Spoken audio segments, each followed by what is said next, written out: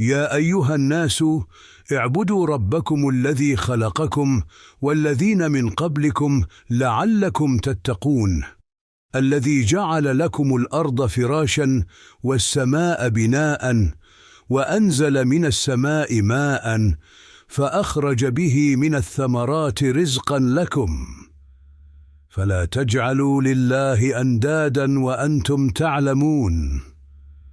O you people, worship your Lord and Sustainer, who has created you and those who lived before you, so that you might remain conscious of him, who has made the earth a resting place for you and the sky a canopy, and has sent down water from the sky, and thereby brought forth fruits for your sustenance. Then set not up rivals to Allah when you know the truth. Quran, chapter 2, verses 21 and 22. Introduction. You should know that it is worship that instills the tenets of belief in the believers, making them a very part of their character. For if matters pertaining to the conscience and reason are not nurtured and strengthened by worship, which consists of carrying out Allah's commands and abstaining from His prohibitions, they remain ineffectual and weak. The present state of the Islamic world testifies to this. Know, too, that worship is the cause of happiness in this world and the next, and is a means of ordering life here and there, and a cause of attainment and perfection, both individual and collective. It is an exalted, esteemed relation between creator and bondsman.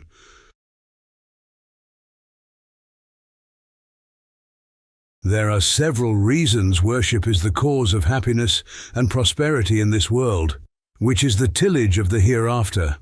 Firstly, man has been created with a strange, subtle nature, distinguishing him from all other living beings and making him an exception to them.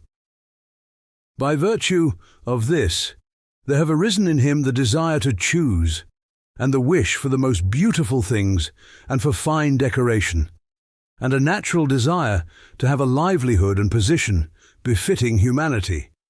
For his food, dress, and accommodation, the need for which arises due to the above-mentioned desires, to be prepared proficiently, man has need of multiple arts and crafts, but he is incapable of practicing all of these on his own. He needs therefore to mix with his fellow men and to cooperate with them, and for all of them to assist each other and exchange the fruits of their labor. However, since so as to allow men's progress by means of the mainspring of the will, the all-wise Maker placed no innate limits on the three human powers of appetite, anger, and intellect, as with the animals and their limited powers. Tyranny and aggression have arisen. And since no limit has been placed on them, the powers tend to aggression, and the human community is in need of justice when exchanging the fruits of its labor. But because the intellects of single members of society are incapable of comprehending justice, the human race as a whole needs a general or universal intellect to establish justice from which all may benefit. And that intellect is the universal law, and that law is the Sharia.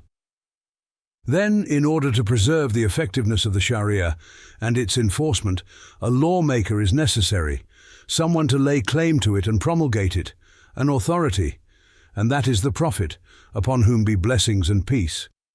Then, in order to perpetuate his outward and inward domination over people's minds and hearts, the Prophet needs to be eminently superior, both physically and spiritually and morally, and in conduct and appearance, and by nature and in character. He is in need too of proof of the strength of his relations with the Lord of all sovereignty, the Master of the world, and such a proof is his miracles.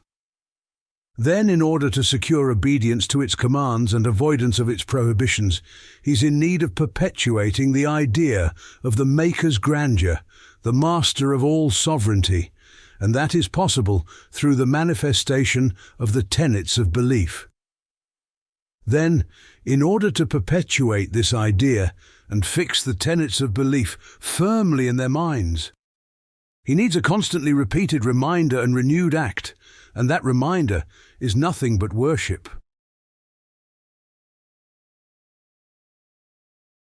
Secondly, the purpose of worship is to turn minds towards the all-wise Maker, and this turning towards induces obedience and submission, and this includes the worshippers under the perfect order in the universe and binds them to it. To follow this order leads to the realization of the mystery of wisdom, and the wisdom is testified to by the perfect art in the universe. Thirdly, man resembles a pole to the top of which are joined electric cables, for attached to his head are the tips of all the laws of creation. The natural laws extend to him, and the rays of the divine laws and principles in the universe are reflected and centered on him. So man has to complete them and adhere to them and cling on to them to facilitate the general current, lest his foot slips and he falls and is crushed under the wheels of the machinery turning in the levels of the world. And this is achieved through worship, which consists of conforming to the commands and prohibitions.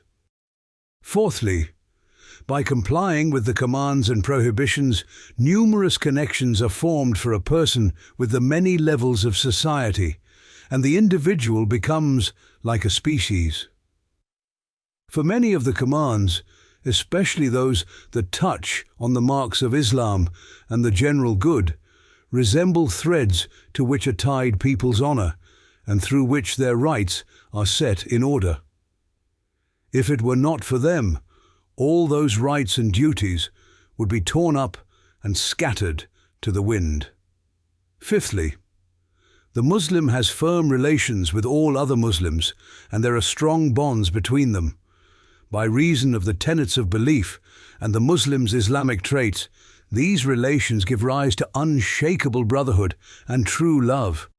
And it is worship that makes manifest the tenets of belief and renders them effective and roots them firmly in the psyche.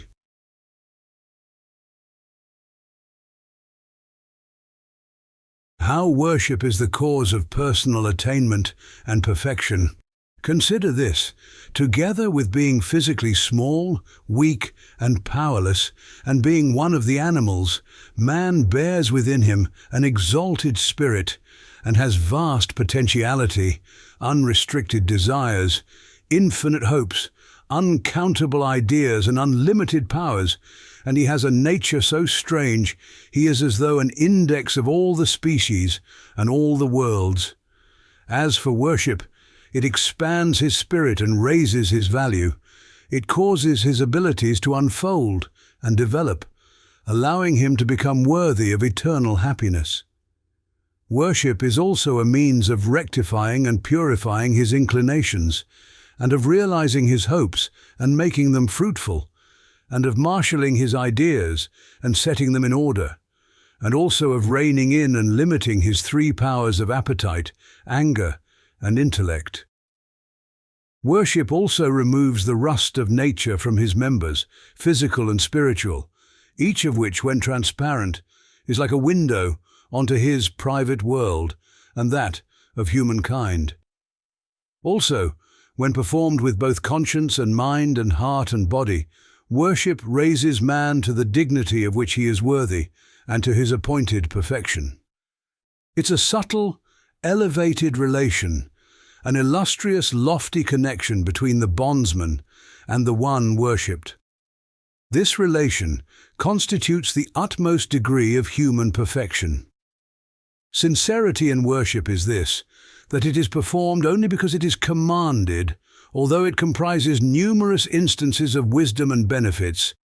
Each of these may be a reason, or illet, for performing worship. But sincerity makes it imperative that the true reason be the command to perform it. If the wisdom or benefit is made the reason, the worship is null and void. But if it merely encourages the person to perform the worship, it is permissible.